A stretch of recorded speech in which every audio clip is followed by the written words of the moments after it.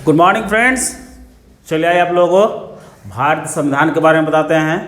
जो कोई भी एग्ज़ाम का बहुत बड़ा बेसिक है और उसका बहुत बड़ा ये यानी कि आप इसको बहुत इजीली आप कोई भी एग्ज़ाम में अगर आप अच्छा से याद कर लेते हैं तो कोई भी एग्ज़ाम में आप इजीली निकाल सकते हैं।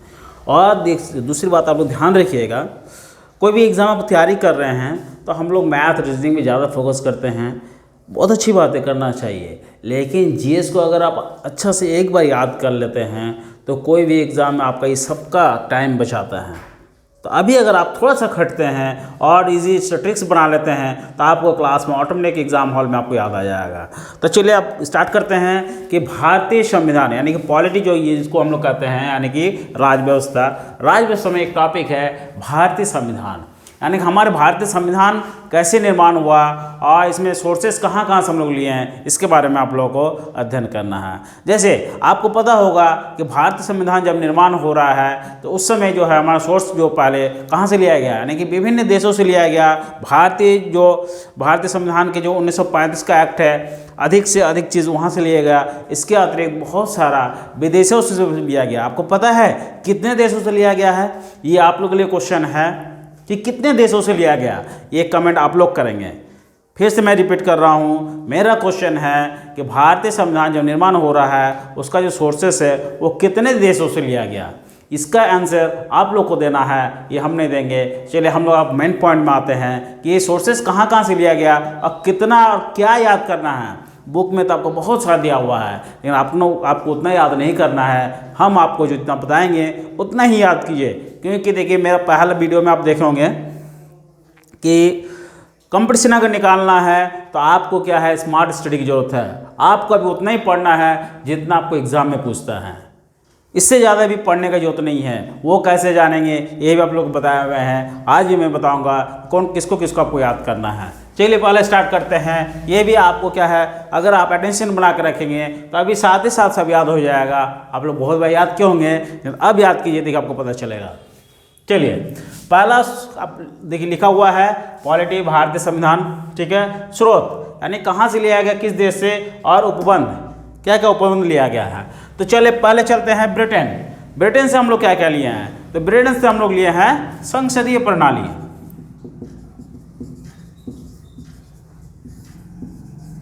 पहले देखिए आप लोग खाली रटने से नहीं होगा, पहले आपको ये पता होना चाहिए कि संसदीय प्रणाली है क्या। तो संसदीय प्रणाली पहले आप समझिए, देखा आपको इजी हो जाएगा। मान लीजिए ये संसद है, अब दिल्ली में जो हमारा संसद है, ठीक है। तो संसद में क्या रहता है, राष्ट्रपति यानी प्रेसिडेंट, लोकसभा और राज्यसभा, ये तीनों को मिलाकर हम लोग संसद कहते हैं। इसी से यानी कि जो हमारा देश जो चल रहा है ये संसदीय प्रणाली के द्वारा चल रहा है, राष्ट्रपति, लोकसभा, राज्यसभा। आप लोग आगे क्वेश्चन यहाँ से ही बनेगा कि संसद में क्या क्या है। तो संसद में राष्ट्रपति, लोकसभा, राज्यसभा तीनों है। किसी में देखिए पूछेगा दो चीज़ है, लोकसभा या राष्ट्रपति, या लोकसभा राज्यसभा, या फिर इसके साथ जैसे इस बार अगर जेपीएससी एग्जाम आप लोग देखेंगे मेंस का, तो उसमें क्वेश्चन पूछा था कि संसदीय प्रणाली में क्या क्या है। तो राष्ट्रपति, लोकसभा, राज्यसभा, साथ में दे दिया था उपराष्ट्रपति को भी। तो उपराष्ट्रपति उसमें नहीं होगा, आपको ये तीनों का जवाब देना है। इसी प्रकार आप देखिए रेलवे यूपीएससी दीजिए जी, किसी कोई भी एग्ज़ाम में आपके लिए सब बहुत ही इंपॉर्टेंट है। आप किसी भी एग्ज़ाम के लिए आप इसको छोड़ नहीं सकते हैं। चलिए तो आप लोग याद हो गया होगा कि ब्रिटेन से क्या लिए हैं, संसदीय प्रणाली। चलिए और क्या लिए हैं, तो पहला देखिए आप लोग याद कीजिए, यानी ब्रिटेन में संसदीय प्रणाली। नेक्स्ट आइए, राष्ट्र के प्रधान के रूप में राष्ट्रपति का औपचारिक स्थिति। राष्ट्र के प्रधान के रूप में राष्ट्रपति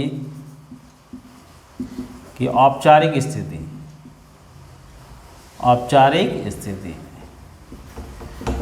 वेरी इंपॉर्टेंट ये भी है, क्योंकि राष्ट्र के प्रधान, देखिए हमारे देश का प्रथम व्यक्ति कौन है, राष्ट्रपति। लेकिन राष्ट्रपति होते हुए भी देखिए क्या औपचारिक स्थिति मात्र ही है, क्योंकि इनको कौन हैंडल कर रहा है, प्रधानमंत्री, कैबिनेट मिनिस्टर, ये लोग, ठीक है। इन लोगों के कहने पे राष्ट्रपति सब कुछ काम कर रहे हैं। पहले का थोड़ा बहुत अधिकार भी था, उसको भी छीन लिया गया, लेकिन अभी क्या है, फिर भी इनके पास बहुत सारा अधिकार है। आप सिंपल भाषा में समझिए, जैसे घर का दादाजी, दादाजी जब रिटायर कर रहे हैं, आप देख रहे हैं घर में हैं, आपके पापा आप लोग मिलकर काम कर रहे हैं, कभी पैसा निकालना है, कुछ भी करना है तो पापा से दादाजी जरूर साइन करवा ले रहे हैं। लेकिन अगर वो देखेंगे कि आप लोग गलत काम कर रहे हैं तो उसको रोक भी सकता है।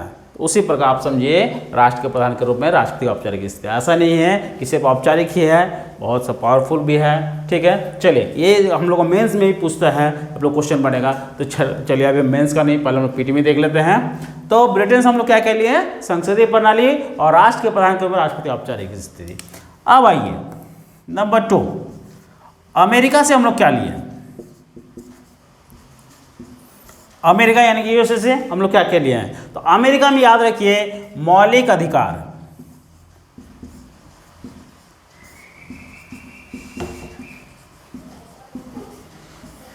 फंडामेंटल राइट्स, आप लोग पता होगा मौलिक अधिकार, जो भी इस देश में जन्म लिया है, जन्म के साथ ही हम लोग को एक अधिकार मिला हुआ है। क्या ये सारा अधिकार विदेशी को मिलेगा? नहीं। तो जो ये भारतवर्ष में जन्म लिया है उसी को मिलेगा।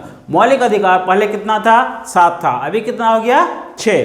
कैसे कैसे क्या है ये जब हम लोग टॉपिक में आएंगे तो बहुत अच्छे सबके साथ डिस्कशन करेंगे। और हर एक व्यक्ति को ये जानना बहुत ज़रूरी है, चाहे कंपटीशन तैयारी कर रहे हैं या नहीं कर रहे हैं, क्योंकि आप एक भारत का नागरिक है। भारत का नागरिक होते हुए आपको ये सब जानना चाहिए कि आपका क्या क्या अधिकार है, क्या क्या राइट्स है। नेक्स्ट और क्या क्या लिया गया है अमेरिका से? स्वतंत्र एवं निष्पक्ष न्यायपालिका, स्वतंत्र एवं निष्पक्ष न्यायपालिका, न्यायपालिका ये क्या है? स्वतंत्र एवं निष्पक्ष न्यायपालिका, इसका मतलब ये है कि हमारे संविधान जो है वो क्या है कि स्वतंत्र होके सबके लिए समान अधिकार का बात करेंगे और कानूनन तौर पर सबसे समान व्यवहार करेंगे। जैसे मान लीजिए एक प्राइम मिनिस्टर हो, एक आम आदमी हो, अगर कुछ गुनाह किया है तो दोनों के लिए कानून समान होगा। इसलिए इसको कहते हैं स्वतंत्र एवं निष्पक्ष न्यायपालिका। एकदम समझिए आप पहले, अगर समझेंगे तो आपके लिए बहुत ईजी हो जाएगा। नेक्स्ट आइए न्यायिक पुनर्विलोकन।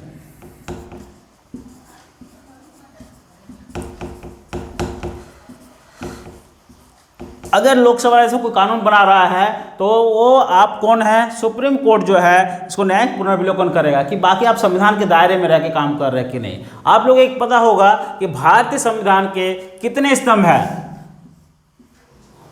3 स्तंभ। कार्यपालिका यानी कि राष्ट्रपति, राज्यपाल ये सब आ जाएंगे, विधायिका और न्यायपालिका। जो भी हम डिस्कशन करेंगे आप लोग ध्यान से सुनिएगा। देखिए हर एक एग्जाम में बहुत इंपॉर्टेंट है, यानी कि आपका क्वेश्चन आपका यहाँ से बनेगा कि भारत संविधान कितने स्तंभ है? तो 3 स्तंभ, कार्यपालिका, विधायिका, न्यायपालिका। नेक्स्ट आप लोगों का क्वेश्चन इसी से बन जाएगा कि चौथा स्तंभ किसको मान्यता दिया गया? तो चौथा स्तंभ क्या हो जाएगा? प्रेस। चलिए इस टॉपिक के साथ आपको एक नया चीज़ मिल गया, इसको भी आप लोग याद रखिए, यानी इसी के द्वारा पूरा हमारा संविधान चल रहा है। चलिए ये भी क्लियर हो गया, ब्रिटेन से क्लियर हो गया, अमेरिका से क्लियर होगा। अब आइए तीसरा नंबर, फ्रांस से हम लोग क्या लिए हैं? फ्रांस हम लोग क्या लिए हैं उसको हम लोग समझते हैं। यानी फ्रांस के लिए आप याद रखिए फॉग, एक ट्रिक्स दे रहे हैं, इस ट्रिक्स को याद रखिए, आपको याद हो जाएगा। फॉग बन क्या होता है? कुहासा। अब उसको याद रखिए, देखिए आपको याद रहेगा। एफ से फ्रांस, गौ, जी से जी यानी गौ मान के चलिए, गौ से गणतंत्रात्मक शासन व्यवस्था, गणतंत्रात्मक शासन व्यवस्था।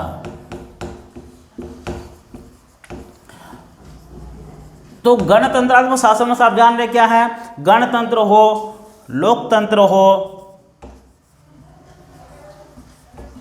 ऑब्लिक प्रजातंत्र हो,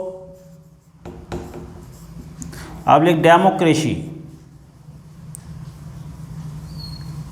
सब एक ही चीज़ है। गणतंत्र, लोकतंत्र, प्रजातंत्र, डेमोक्रेसी सब एक ही चीज़ है। इसका मतलब ये होता है कि यहाँ जो है जनताओं का शासन है, जनता के द्वारा पीएम हो, सीएम को हम लोग चुनते हैं वोटिंग करके। कैसे कैसे चुनेंगे वो सभी आप लोग नेक्स्ट क्लास में बताएंगे, नेक्स्ट टॉपिक में। तो इसको आप समझिए, यानी कि क्या कहते हैं? India is a democratic country. तो ये हम लोग कहाँ से लिए हैं? फ्रांस से। चलिए आपको याद हो गया होगा। नेक्स्ट आते हैं, अब हम लोग आते हैं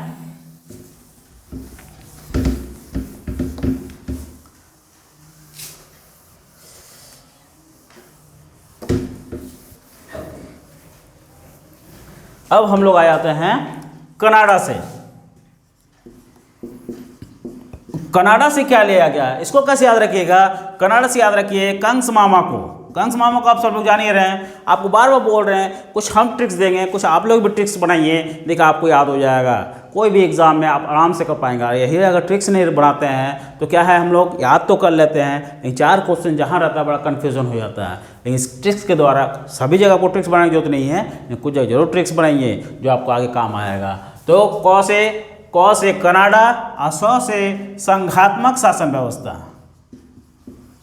संघात्मक शासन व्यवस्था एकदम इस सबको आसान भाषा में समझिए, वरना समझेंगे तब आपको याद रहेगा, खाली रटेंगे, आज रटेंगे कल भूलेंगे। संघात्मक क्या है इसको पहले समझिए, यानी कि भारत क्या है, ये मान लीजिए इंडिया, संघ है, यूनियन है, स्टेट है, और दोनों मिला के यहाँ शासन चल रहा है कि नहीं, किसी एक के द्वारा नहीं चल रहा है, दोनों मिला के जो शासन चला उसको हम लोग संघात्मक, संघ और राज्यों को हम लोग जो मिला हुआ है उसको हम लोग संघात्मक शासन व्यवस्था कर रहे हैं। अब आइए दक्षिण अफ्रीका।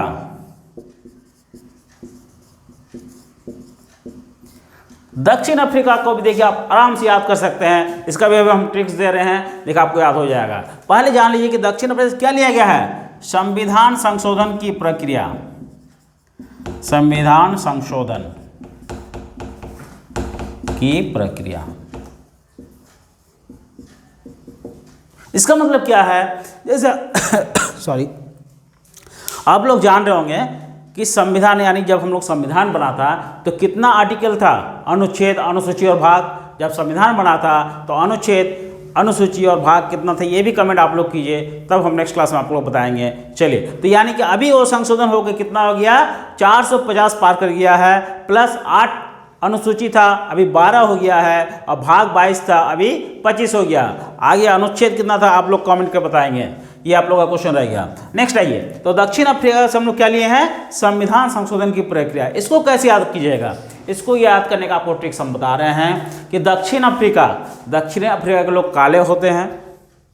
अब देखिए वो लोग अपने आप को संशोधन करने के लिए, यानी गोरे होने के लिए, देखिए वो लोग क्या कर रहा है, फेयर एंड लवली लगा रहा है। फेयर एंड लवली लगाएगा तो ऑटोमेटिक वो देखिए गोरा हो रहा, तो संशोधन होगा कि नहीं, तो ऑटोमेटिक आप संविधान भी संशोधन करने के लिए अब आपको याद आना चाहिए कि भाई हाँ, दक्षिण में लोग काले हैं, लोग गोरे होने के लिए संशोधन करने के लिए क्या कर रहे हैं, फेयर एंड लवली लगा रहा है। तो हम लोग संशोधन करने के लिए कहाँ से लिया गया है, दक्षिण अफ्रीका से। इसको याद रखिए अच्छा से, आपको याद हो जाएगा। चलिए नेक्स्ट आते हैं, जर्मनी से हम लोग क्या लिए हैं, जर्मनी से लिए हैं इमरजेंसी, जिसको आपात उपबंध कहते हैं।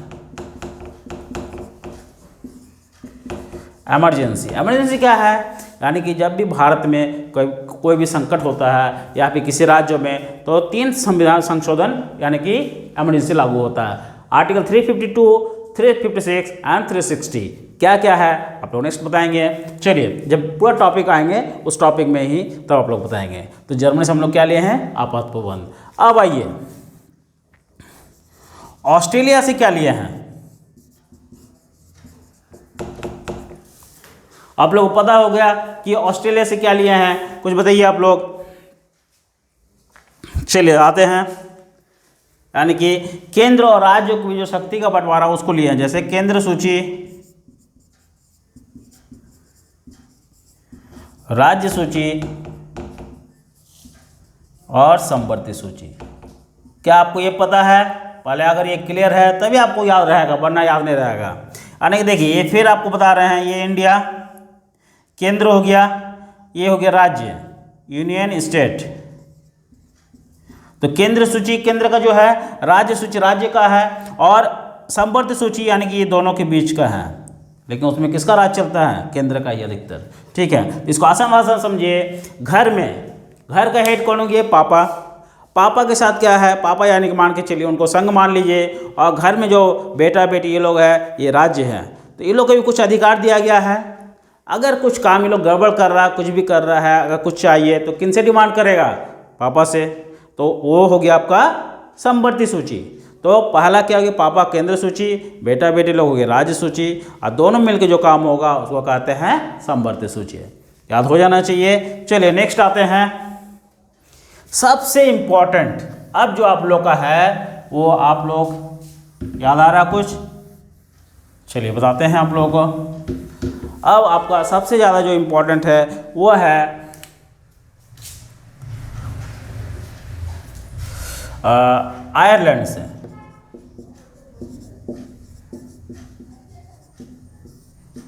आयरलैंड से क्या लिया गया? डीपीएसपी। डीपीएसपी शॉर्ट फॉर्म में इसको डीपीएसपी कहते हैं, वेरी वेरी इंपॉर्टेंट। डीपीएसपी यानी कि इंग्लिश में इसको कहते हैं directive principle and state policy. Hindi में कहेंगे राज्य के नीति निर्देशक तत्व। हिंदी में इसको कहेंगे राज्य के नीति निर्देशक तत्व। यानी कि राज्य के नीति तत्व मतलब ये होता है कि सभी राज्य क्या है कि अपने आधार पर वो लोग कानून बनाएगा और जनता के भलाई के लिए कुछ काम करेंगे।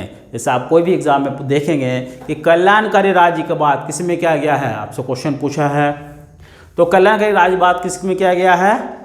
राज्य आयरलैंड यानी कि राज्य के नीति निर्देशक तत्व में। तो ये हम लोग कहाँ से लिए हैं? आयरलैंड से। ये सब टॉपिक में हम लोग टॉपिक वाइज बहुत अच्छा से आप लोग एलोबरेट करेंगे जब समय आएगा, ठीक है। अभी जस्ट खाली आप लोग सोर्सेस को याद कीजिए, आपको ये बहुत काम का है। इससे आपका 1-2 क्वेश्चन आता ही प्रत्येक एग्जाम में। नेक्स्ट अब आइए, जापान द्वारा क्या लिया गया?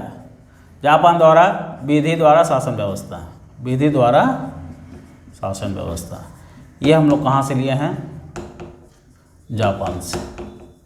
चलिए फिर आप लोग के लिए एक क्वेश्चन और हम पुटअप कर रहे हैं, प्रस्तावना की भाषा कहाँ से लिया गया? इसको भी आप लोग को जानना है। इसके साथ आप लोगों को मैं एक चीज़ बता रहा हूँ, ये देखिए ये मेरा इंस्टीट्यूशन के द्वारा और मेरे द्वारा बनाया गया पुस्तक है, देख रहे हैं, भारतीय राज्य व्यवस्था इंडियन पॉलिटी, जो आपको रेलवे एसएससी से लेके पूरा आईएएस तक का एग्ज़ाम में ये बुक आपका बहुत एसेंशियल है। इतनी पतली सी बुक आप देख रहे हैं ना, इसी बुक से लगभग आपका क्वेश्चन आपको आ जाता है, चाहे आप यूपीएससी तक भी। सिर्फ ऐसा नहीं है कि रेलवे तो हम जितना बताएंगे आपको क्लास में उसी से आपका कवर हो जाएगा। और साथ में अगर आप यूपीएससी जेपीएससी बीपीएससी या डब्ल्यूबीएससी कुछ भी दे रहे हैं तो इस बुक को आप लोग परचेज कीजिए, सब आप लोगों को मिल जाएगा ये बुक। और इस बुक से खाली आप पॉलिटी को पढ़िए, आपका सारा क्वेश्चन आपको पकड़ाएगा। हाँ, इसके साथ क्या है, थोड़ा मेरा क्लास भी आपको ज़रूरत है, क्योंकि इस बुक में जैसे हम दिए हैं टॉपिक वाइज हम निकाल के जहाँ से क्वेश्चन बनता है, आप लोग शुरू में भी बता रहे हैं कि स्मार्ट स्टडी की ज़रूरत है। ज़्यादा आपको अभी ज्ञान की ज़रूरत नहीं है, ज्ञान तो चाहिए ही, थोड़ा पढ़ेंगे ऐसे नहीं पढ़ लेंगे, ज्ञान आपको मिल ही जाएगा। साथ में आपको अभी एग्ज़ाम भी क्रैक करना है। कोई भी एग्ज़ाम क्रैक करने के लिए आपको ये बहुत ही ज़रूरी है कि आप कितना पढ़ें और कितना छोड़ें। पढ़ने में ज़्यादा इंपॉर्टेंट है छोड़ना। अगर छोड़ने से जिस दिन आप सीख गए हैं उस दिन आपका सिलेक्शन लेने से कोई नहीं रोकेगा। और वही अगर आप नहीं सीख रहे हैं, आप पढ़ते जा रहे हैं तब फिर आप पढ़ते रहिएगा। आपको वो नहीं करना है, आपको स्मार्ट स्टडी की ज़रूरत है। इसके लिए मेरा क्लास और ये बुक को मिल जाएगा। क्लास आपको मिल ही रहा है, बुक भी आपको मिल जाएगा।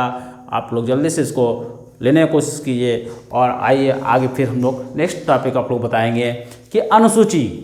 अगर आप लोग अनुसूची याद किए हैं तो उसको भी बहुत आसान भाषा में आपको बताएंगे। आप अपने से याद किए हैं और अभी क्लास में बैठे खड़े देखिए, अभी आपको हम याद करवा देंगे।